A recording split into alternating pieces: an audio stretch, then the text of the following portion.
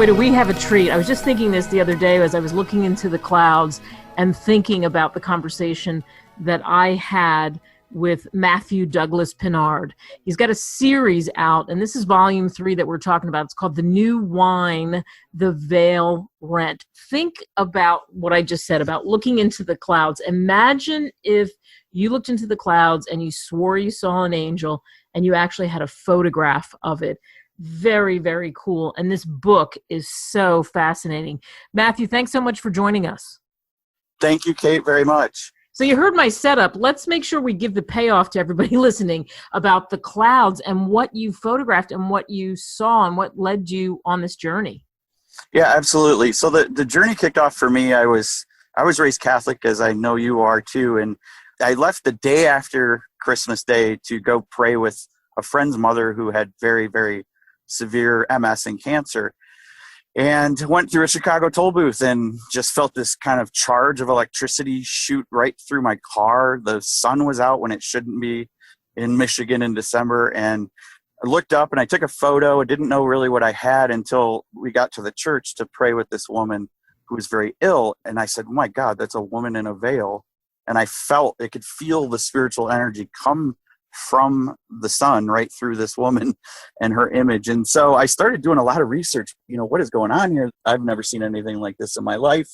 And to me, I can connect it to a prophecy from 95 AD that's online. Anybody can read this prophecy. It's a prophecy called The Woman Clothed with the Sun. And it's so amazing. The part that's amazing to me is that the prophecy stated when this event would occur, which I believe it has, and I believe I've documented it with this photo that's on the cover of the book, that tremendous turmoil would be in the world. There would be a child taken up into heaven after a battle with a red dragon. The red dragon would then come and attack the remnants of the woman's seed, which to me is the human race. And it talks about fire and water being ejected through the dragon. And it's funny because the ancients looked at these kind of things differently. You could easily count fire and water as floods, wildfires, and volcanoes, which we're having enormous amount of presently at the moment, not to mention a pandemic. So it really, this apparition of this woman clothed with the sun, who I believe from my Catholic faith is actually Saint Mary, coming to us from heaven because she knows we're in a real state of turmoil at the moment. And what's incredible about this book is I just started documenting things that were then occurring in my own personal life. I started getting really strong intuitions to go pray for. One of the incredible stories in the book is about Jayme Closs, who was a young lady kidnapped at gunpoint after her parents were murdered in front of her in Wisconsin. My wife and I just started doing a rosary per day for her, and we both saw this image of a log cabin out in the middle of the woods. I saw an image of a dark-colored SUV going through a drive-through, like a fast food. Sent all this information to the FBI. They called me the next day. They were fascinated about how I could do this. And months later, which I documented in the book, I'm out here in Arizona for work, and the sky just turns into this incredible sunset. I go home and I said, something happened, and I Google headline news on my phone, and Jayme Closs found alive, log cabin in Wisconsin. Her abductor is in custody. Amazing kind of things like that. There's an incredible story about a young woman from Iowa named Molly Tibbetts, whose family was really excited to have her story in this book. But she was murdered by an illegal alien.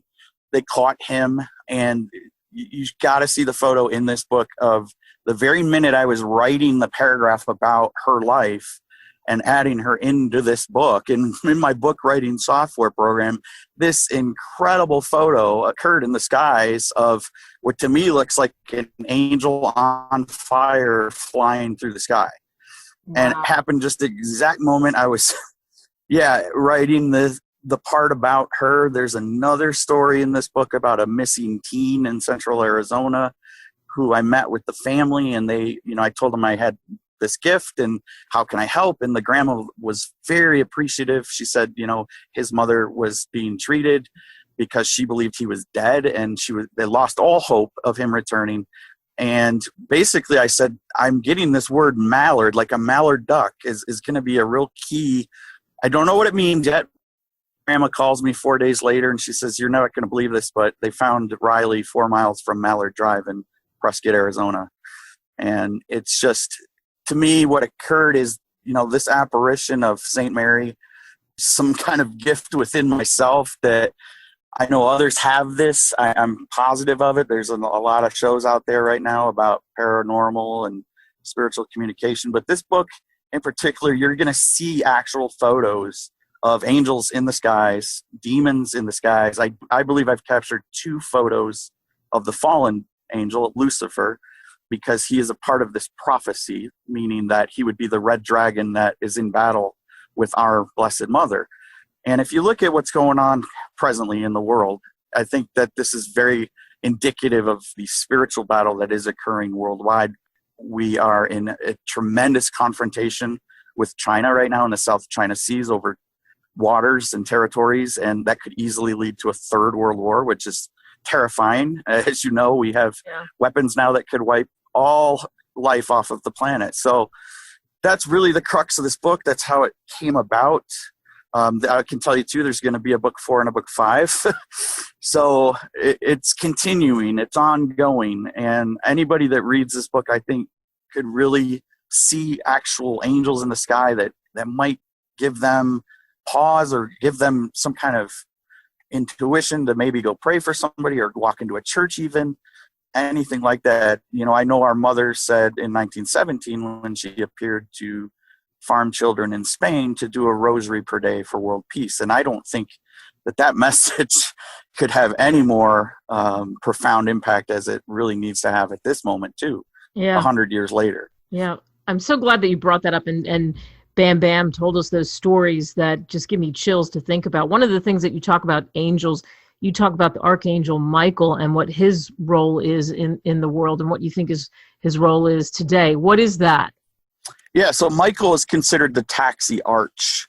And what that means is he's the chief and primary military general, if you want to think of it, that battles Lucifer head on and has been granted the authority to really intervene in situations where Lucifer is attacking an individual or controlling a world leader or, irritating a missing teen in central Arizona. So he can intervene. I believe I have really strong photographs. There's one of the photographs in this book is I showed it to the grandmother of the missing teen here, and we had been praying for him, like wrap Michael's wings around Riley till he's found. And this just incredible image. You see this wing across the sky, and it just appeared out of nowhere. And then there's a figure walking on one of the feathers of the wing, and I had to zoom in to really see that it wasn't just a blip on the camera. It really is a figure walking on a wing. And it's just, it tells me that, the human spirit is capable of far more than I think we can even comprehend. And then even more so when you add an angel into the mix to intervene in your life and in whatever way they need to do that, you'll see incredible things and then incredible signs and wonders in our skies of that intervention.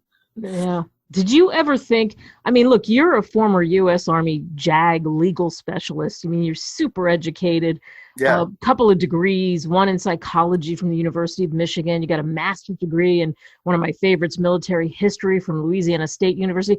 Matt, did you ever think you'd be in this position that here you would be seeing these things and having a profound influence on people's lives? No, not at all. In fact, you mentioned the military. When I joined the military, it was one of the most terrifying experiences. I'll be just flat out honest. I didn't love it. I was almost killed in basic training. I witnessed a brutal murder on one of my bases that we sent the killer to Fort Leavenworth. And I believe that was Lucifer behind that. So, when I was on active duty, I got to meet Helen Prejean, who was the Catholic nun from Dead Man Walking. And it really did feel like, I'm down here paying off college loans on this base, but these things that were occurring felt very supernatural. And I did feel like I was being led, and that eventually I really needed to tell this story and tell other stories. And it's funny, Kate, because the more I said yes to the woman in the veil, okay, I'll write what you want me to write. I'll include this photo that you gave me from the other kingdom. The more it just multiplied. And then then I'm talking to somebody else. And even yesterday, I talked to this woman who has just this very similar photograph. She has a photo of Mary in her living room, and you can see the crown on her head, and she's all in white. And I was like, wow, how many other people have this, but they're afraid of being put out to the pasture and called crazy or, kind of held at arm's length. The overwhelming sense I get is be more afraid of ignoring it. Yeah. Let's be more afraid as a society and a nation and a world of ignoring a call to disarm nuclear weapons or a call to start sheltering and feeding and clothing the hungry and the poor when we have countries worth trillions and trillions of dollars. So that's the message I got. And to me, it's such a wonderful opportunity that I feel like everyone is being given right now with these visitations and these apparitions and these messages is just a call to become more spiritually powerful and more on guard against attacks from the red dragon, Yeah. I think you said that so well. You nailed it. The new wine series is powerful, and this is volume 3. We're talking about The Veil Rent. Matthew Douglas Pinard, just under that name. You can get that on Amazon.com. Matthew, thank you so much. Thanks, Kate, so much. It was really a pleasure.